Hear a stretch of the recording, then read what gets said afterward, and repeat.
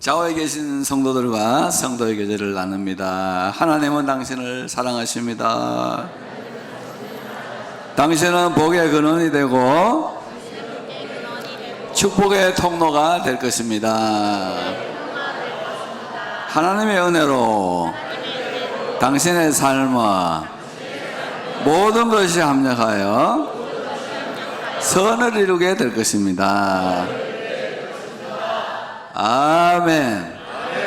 꼭 그와 같이 되시기를 축원합니다.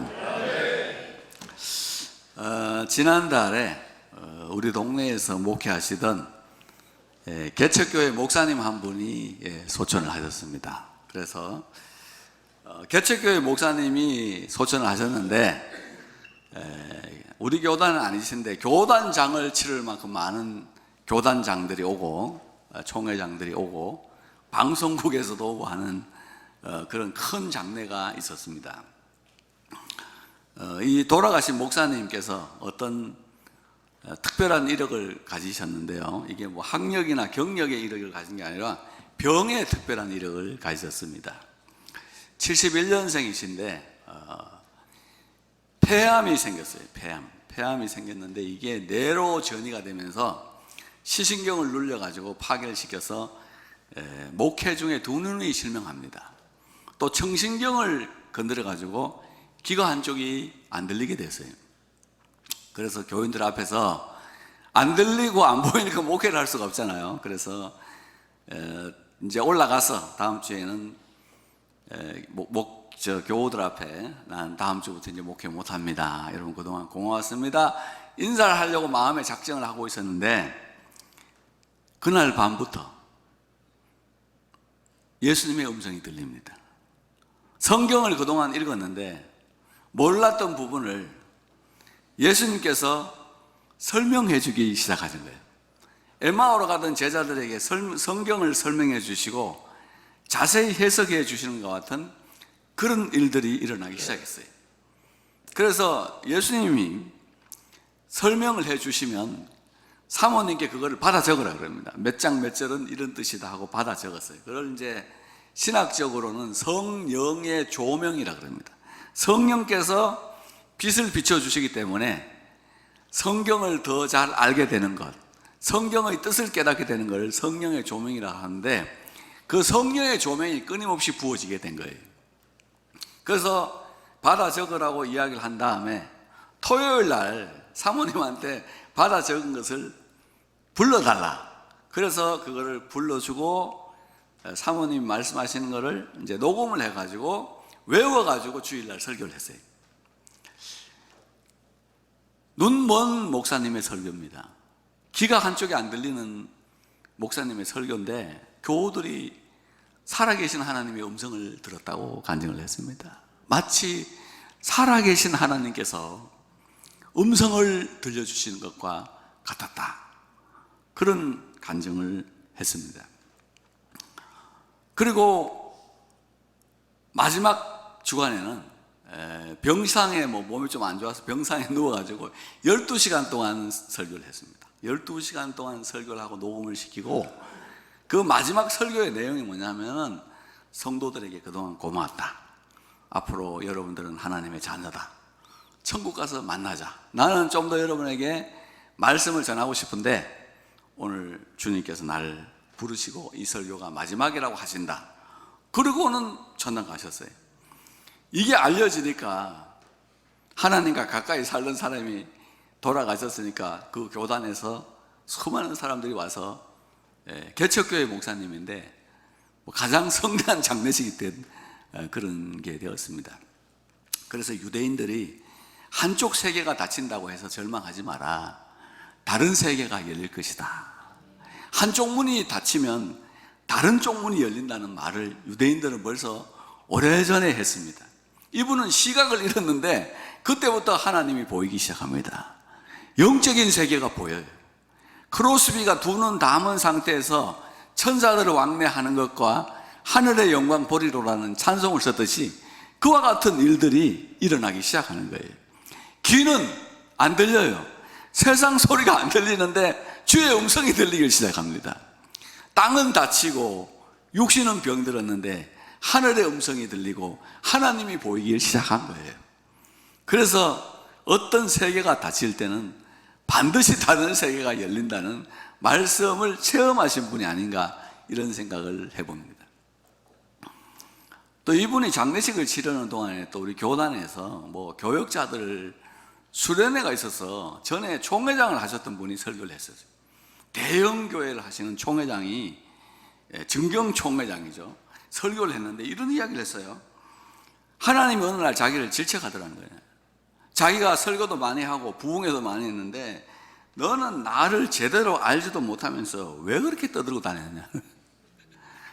너는 나를 제대로 알지도 못한 주제에 왜 그렇게 떠들었냐, 그런 책망을 들었다고 솔직히 고백을 했어요. 그것도 교역자들 앞에서 고백을 했어요. 하나님을 모른다는 거죠. 욥처럼 자기가 의롭고 잘나고 똑똑한 줄 알았는데 하나님에 대해서 귀로만 들었지 눈으로 본 신앙도 아니었다고 스스로 그런 고백을 했습니다. 그래서 저는 하나는 살아계신 음성이고 하나는 하나님의 말씀도 아니다는 이런 이야기를 듣고 두 설교를 다 구해다가 들어봤습니다. 내 설교는 어디에 가까운가? 역시 살아계신 쪽이었어요. 웃기만 웃고, 내 설교는 이쪽에 가까웠다고. 꼭 위협하고 협박해 아멘하고, 나를 꼭 기어이 협박범을 만드는, 내 설교는 확실히 대형 교회의 빠다바른, 버터를 잔뜩 바른 그런 말은 아니었고 이쪽이 가까웠다. 할렐루야. 와, 나 진짜 잘하고 있구만. 그게 결론이라고요. 그게 다른 결론이 아니고, 나 진짜 잘하고 있어, 이런 거 있잖아요. 하나님 말씀을 그래. 예수님께 들어서 이 정도 설교를 했으니까 나도 이 정도 됐다. 그 빠다바른 최소한 대형의 그런 말은 아니었다, 그런 이야기입니다. 우리 지난주부터 시편 말씀을 좀 참고하고 있는데, 시편은 다윗의 시라 그러잖아요. 다윗이 왜 어떻게, 인생의 어려움도 많았어요. 인생의 아픔도 많았습니다. 괴로움도 많고 눈물도 많았는데 어떻게 해서 다윗은 하나님께 쓰임을 받고 세상 사람들의 세상에서 영광을 누리면서 하나님의 뜻을 이루는 사람이 되었는가? 시편을 연구하는 사람들의 핵심적인 내용이죠. 어떻게 해서 다윗은 그 많은 고난을 뚫고 그 많은 아픔을 뚫고 하나님께 쓰임받는 사람이 됐는가? 그리고 세상에서 하나님의 뜻을 이루고 하나님의 마음에 합한 사람이 되었는가? 이게 시편 연구하는 사람들의 특징인데, 이스라엘 사람들이, 다윗은 세상 사람들하고 다르게 감옥에 갇히지 않았답니다. 이 세 가지 감옥에 갇히지 않은 것이 다윗의 생애의 특징이다. 첫째는 낭망의 감옥에 갇히지 않았다. 낙심의 감옥에, 우울증의 감옥에, 디프레션의 감옥에 갇히지 않았다. 다윗과 골리앗 이야기는 여러분 다 아시기 때문에 제가 하지 않겠습니다. 그런데 다윗이 골리앗을 때려 눕힌 다음에 다윗이 왕이 될까봐 시기 질투를 해서 10년 동안 수배를 당했습니다. 10년 세월 동안 수배당하고 괴로움 당하고 창을 몇 번이나 집어던져서 날 죽이려고 하는 수많은 아픔 시간에 혼자서 광야를 빙글빙글 돌아는 그 시간에도 다윗은 낭망할 수 있었잖아요. 절망할 수 있고 자기 인생을 끝낼 수도 있는데 절대로 낭망하지 않았다는 겁니다. 낭망의 감옥 속에 갇혀 있지 않고 하나님을 위해서 살았다. 그는 오히려 영혼이 자기의 마음이 힘들 때마다 낭망의 감옥에 빠지지 않도록 스스로 이런 선언을 했다는 거예요. 내 영혼아, 내가 어찌하여 낭망하며 어찌하여 내 속에서 불안하여 하는가? 너는 하나님을 바라라. 나는 내 얼굴을 도우시는 내 하나님을 오히려 찬송하리로다. 너 왜 낭망하고 있냐, 내 마음아. 내 영혼아, 너 왜 불안해하고 있는가? 너는 하나님을 바라라. 나는 내 얼굴을 도우시는 나의 하나님을 찬송하리로다. 얼굴은 인격의 중심이잖아요. 근심이 있어도 다 나타나죠. 병이 있어도 다 나타나죠. 아픔이 있어도 다 나타납니다. 수색이 막 드러나요. 병색이 막 드러난다고. 근데 다윗이 체험한 하나님은 나의 얼굴을 도와주시는 하나님. 근심을 변하여 찬송되게 하시고 슬픔 변하여 희락되게 하시고 제 대신 화관을 씌워주시는 하나님인 줄로 믿습니다. 내 얼굴을 도와주시는 하나님을 나는 오히려 찬송한다. 불안이 나를 엄습할 때, 낭망이 나를 엄습할 때 찬송하는 사람이었다. 현대 여러분 의학이 발달하고 과학이 발달하면서 사람이 마음을 고치는데 가장 좋은 요법이 뭐냐? 셀프 서포트, 자기 지지 요법이 있다는 것을 발견했어요. 다른 사람의 음성이 나를 막 너는 그밖에 못하느냐, 너는 왜 그 모양이냐고 막 나를 죽여요. 그래서 그 말을 듣고 낭망하고 우울해하고 불안해하고 떨어질 수도 있는데 이 사람이 안 죽는 방법이 뭐냐? 자기 스스로 위로하고 셀프 서포트를 하고 자기 스스로 마음을 지지하면 일어날 수 있다는 거예요. 그 자기 지지 요법이라는 게 생겨요. 그래서 자기 이름 부르면서 진현아 괜찮다, 진현아 잘 될 거라고 자꾸 이야기하라고 말하는 거예요. 그게 자기 지지 요법인데 이미 다윗은 수천 년 전에 자기 지지 요법을 창시한 사람이에요. 불안할 때마다 내가 내 영혼아 너 왜 어찌하여 불안하고 어찌하여 낭망해 하느냐? 너는 하나님을 바라라. 나는 내 얼굴을 도우시는 나의 하나님을 찬송하리로라는 주님의 말씀을 선포하는 은혜가 있으시기를 축원합니다. 이 찬송을 부르는 동안에 다윗은 골리앗을 때려 눕힐 수 있는 용기를 얻게 되었고 성령 역사에서 귀신을 내쫓을 수 있는 능력을 받게 되었다 이거예요. 하나님의 백성들이 낭만의 감옥에 자기를 가두지 않아야 된다. 두 번째는 다윗은 증오의 감옥에 갇혀 살지 않았다. 증오의 감옥. 여러분 사울이 얼마나 미웠겠어요. 미워할 수 있죠. 증오할 수 있습니다. 그리고 하나님께서도 사울을 죽일 수 있는 기회를 2번이나 주셨어요. 다윗이 굴 속에 들어갔는데 사울이 거기 들어왔어요. 아무도 모르게 쥐도 소도 모르게 죽을 수 있지만 안 죽입니다. 한 번은 또 다윗 사울의 장막에 들어갔는데 사울이 자고 있어요. 아무리 뭐 사람들 다 자고 있는데 창으로 한 번만 찌르면 되는데도 안 죽입니다. 증오하지 않았어요. 그냥 하나님이 처리해 주시리라 그러고 말았다는 거죠. 미국의 로스쿨에 가면은 이게 정당방위냐 아니냐 하는 것을 따지는 사례가 하나 나옵니다. 10살 어간의 어떤 자매가 이웃집 아저씨에게 성폭행을 당한 거예요. 부들부들 떨어요. 그럼 막 증오합니다. 그러다가 자기가 20살, 30살이 됐을 때 행복하게 살고 있는 자기를 성폭행한 일가족을 죽여버려요. 다 죽여버립니다. 그 사람의 행동이 정당방위가 되느냐 안 되느냐 가지고 살해 사건이 나온다고요. 그 사람은 물론 살인죄로 살다가 죽었습니다. 증오의 감옥에 갇혀 살았어요. 부들부들 떨었어요. 그리고 사람을 죽이고 감옥에 가 있었어요. 정말 감옥에 들어가게 된 거예요. 그리고는 그 증오를 풀었음에도 불구하고 정신이 막 분열돼서 정신분열증을 일으키다가 죽게 됩니다. 이게 이 살해집에 나온다고요. 제가 볼 때는 그 사람이 한번 옛날에 당한 일, 너무 정말 그 트라우마가 얼마나 컸겠습니까만은 그래도 그 이웃집을 다 죽이고 자기도 감옥에서 그렇게 정신이 분열돼서 죽는 것이 하나님의 뜻일까? 자기를 창조하신 하나님의 뜻일까를 생각해 보면 저건 아닐 것 같다는 생각도 좀 해봅니다. 우리나라에도 김부남 사건이라고 옛날에 있었죠.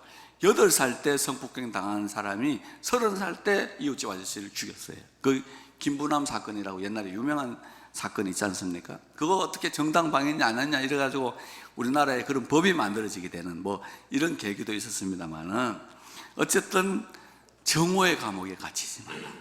증오의 감옥에 갇히면 실제적으로 내 정신만 분열되고 믿음만 분열되고 죽는 길밖에 열리지 않는다 하는 거죠. 세 번째는 자기 혐오의 감옥에 갇히지 않았다. 셀프 헤이트. 자기를 미워하는 거예요. 다윗이 여러분 밧세바 사건을 일으켰죠. 그리고 밧세바의 남편을 죽이는 정말 막장 드라마 같은 짓을 했습니다. 그래가지고 그것 때문에 환난도 엄청나게 당했어요. 그런데 다윗이 6개월 정도를 철저하게 회개한 다음에 잊어버려요.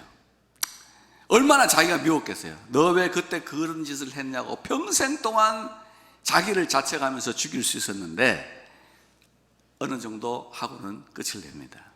그리고는 그냥 살아가요. 자기 혐오의 감옥에 갇히지 않는 겁니다. 근데 성경을 읽어보면 밧세바와 간음을 하고 첫 번째 태어난 아이는 성경이 뭐라 그랬어요? 여호와께서 치심에 그가 이래 만에 죽으니라, 그렇게 돼 있어요. 근데 두 번째 아이가 태어났어요. 솔로몬이죠. 여호와께서 그를 사랑하사 그의 이름을 여디디야라고 했더라 그랬어요. 여디디야, 여호와께서 사랑하신다. 사람은 자기 행위를 굉장히 하나님이 평생 동안 저주할 걸로 생각하지만 하나님은 첫째 끝내고 끝냈어요. 그리고 둘째를 사랑하셨어요. 그래서 그 아들 솔로몬을 세워가지고 세계적인 왕이 되게 하셨어요. 그게 하나님의 마음입니다. 벌 받았으면 어느 정도 했으면 끝내세요. 그리고 그걸로 정리하세요. 하나님이 더 좋은 미래를 주실 줄로 믿습니다. 끊임없이 자기를 미워하면서 나는 이런 거 받을 자격이 없다, 그런 식으로 나왔으면 아마 다윗이 그렇게 훌륭한 왕이 안 됐을 수도 있고, 또 정말로 하나님께서 다윗을 미워하셨다면 밧세바사에 난 애가 서너 명이 있는데 다 죽였을 거 아니에요. 안 죽입니다. 하나로 끝이에요. 그래서 다윗이 그의 노염은 잠깐이요 은총은 평생이로다. 잠깐 우리의 죄 때문에 노여할 수 있지만 평생 그렇게 하지 않는다는 말입니다. 나도 목회를 하면서 참 내가 혐오스러울 때가 있어요. 내가 오정현 목사님처럼 찬송을 잘하는 것도 아니고 이찬수 목사님처럼 뭐 설교를 잘하는 것도 아니고 박성규 총장님처럼 기도를 멋있게 하지도 못해요. 나는 왜 이 모양이냐, 그럴 때가 많아요.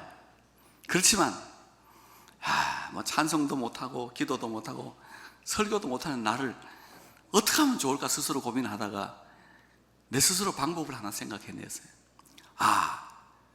이 수준 낮은 말씀과 찬송과 기도는 공짜면 되겠다. 그래서 우리 교회 모든 게 공짜예요. 돈을 강요하지 않잖아요. 나는 여러분에게 돈 받을 값없이 복음을 전해요. 값없이 전하고 내 죽을 때까지 헌금 강요 같은 건 안 하려고 그래요. 왜냐하면 내가 너무 부족한지 알기 때문에. 근데 왜 이렇게 고개를 끄덕끄덕거리고 있어? 아까 하나님 말씀이 할 때는 가만히 있더니 지금은 그러면 그렇지 뭐 이게 도대체 무슨 태도야 이게 지금?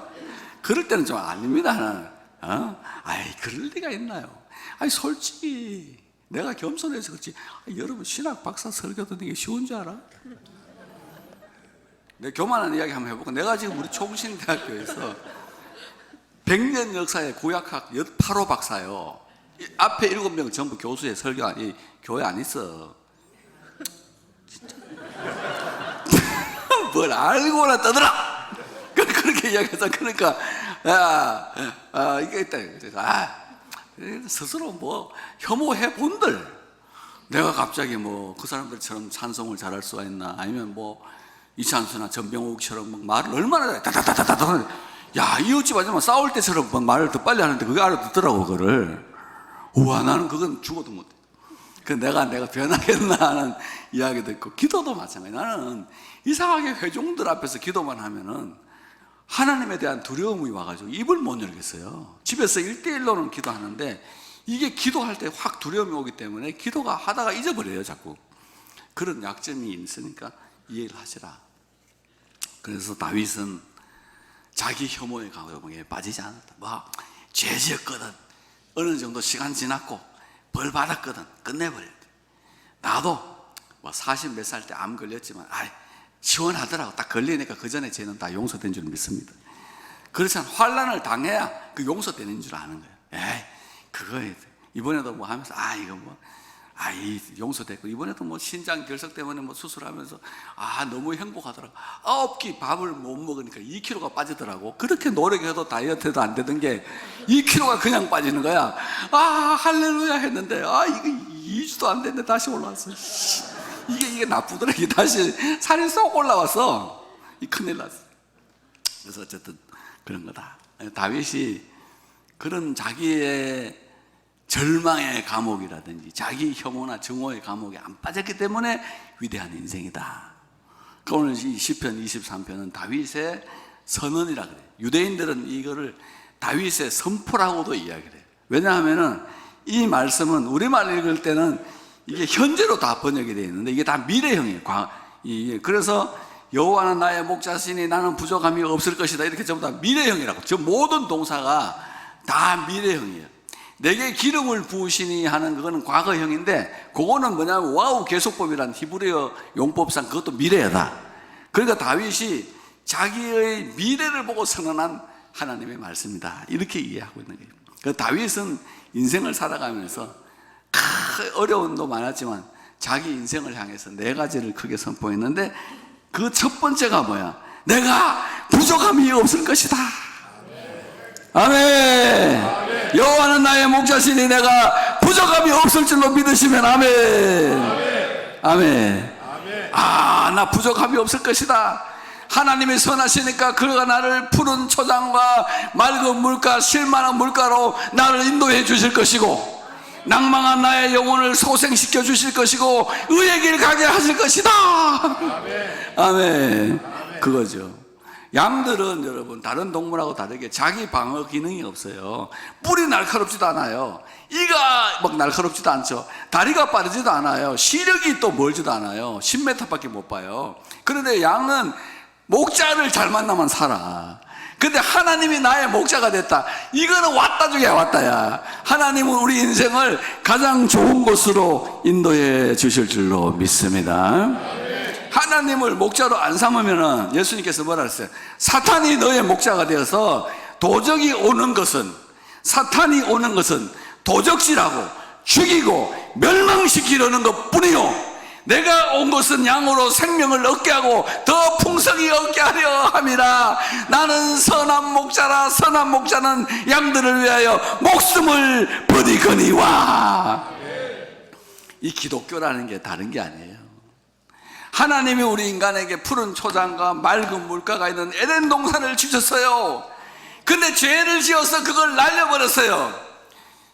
그런데 다시 우리를 푸른 초장, 맑은 물가, 생명수의 강, 생명나무가 있는 곳으로 인도하기 위해서 예수 그리스도께서 십자가에 못 박혀 죽으셨다는 이야기예요. 그가 십자가에 못 박혀서 저와 여러분의 죄와 허물을 다 씻어주는 줄 믿으시면 아멘. 모든 죄와 허물을 다 씻어주셨어요. 그리고 저 천국 가서 쉴만한 물가에서, 생명수 물가에서 생명나무 열매를 먹으면서 영원히 살게 해주신 것이 예수 그리스도라. 그래서 하나님은 우리 인간의 목자이면서 예수 그리스도는 선한 목자가 되셔서 우리를 참된 천국으로 인도해 가는 이야기가 기독교 이야기예요. 너희는 나로 말미암아 들어가면 구원을 얻고 들어가며 나오며 꼴을 얻으리라. 너희를 내게 주신 내 아버지는 만유보다 크심에 너희를 내 손에서 빼앗을 자가 없으리라. 우리 주님의 손 안에 있어요. 마귀가 뺏어갈 수 없어요. 왜? 하나님이 마귀보다 더 강해요. 하나님이 세상보다 더 크십니다. 하나님은 사람보다 더 강하십니다. 영원하신 하나님이 저와 여러분들을 붙들고 있어요. 생명 끝날 때까지, 호흡이 끝날 때까지, 심장의 고동이 멈출 때까지, 맥박이 끝날 때까지 지켜주실 줄로 믿습니다. 선한 목자거든. 그래서 우리를 지켜주실 것이다. 두 번째 고백은, 선포는 뭐죠? 나는 해를 두려워하지 않을 것입니다. 왜냐하면 주께서 나와 함께 하시기 때문입니다.